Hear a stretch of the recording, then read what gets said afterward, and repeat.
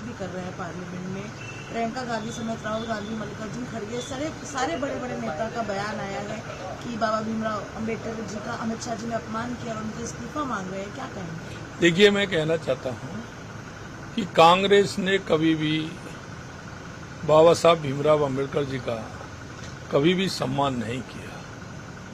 कांग्रेस ने बाबा साहब को जितना अपमानित किया, कांग्रेस पूरी तरह से जानती है।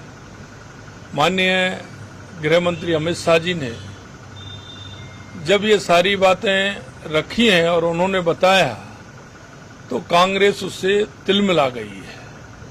मैं आपसे पूछना चाहता हूं इन सभी से कि बाबा साहब ने कैबिनेट से इस्तीफा क्यों दिया? बाबा साहब को कांग्रेस ने टिकट क्यों नहीं दिया? बाबा साहब जब चुनाव लड़े तो कांग्रेस ने विरोध क्यों किया? बाबा साहब को भारत रत्न कांग्रेस ने क्यों नहीं दिया? पंच तीर्थों का विकास किसने कराया? देश के यशस्वी प्रधानमंत्री नरेंद्र मोदी जी ने बाबा साहब के उन पंच तीर्थों का निर्माण कराया और जनता के सामने बाबा साहब का जो योगदान इस देश के लिए था उसको पूरी तरह से बताया। यही नहीं, आपने देखा होगा कि भारतीय जनता पार्टी की कोई भी सरकार हो, हमेशा बाबा साहब के अंत्योदय को लेकर के चलती है। और बाबा साहब ने जो कहा है, दलित, पिछड़े, जो अंतिम पंक्ति में व्यक्ति खड़ा है, जब तक वो आगे नहीं बढ़ेगा देश आगे नहीं बढ़ेगा।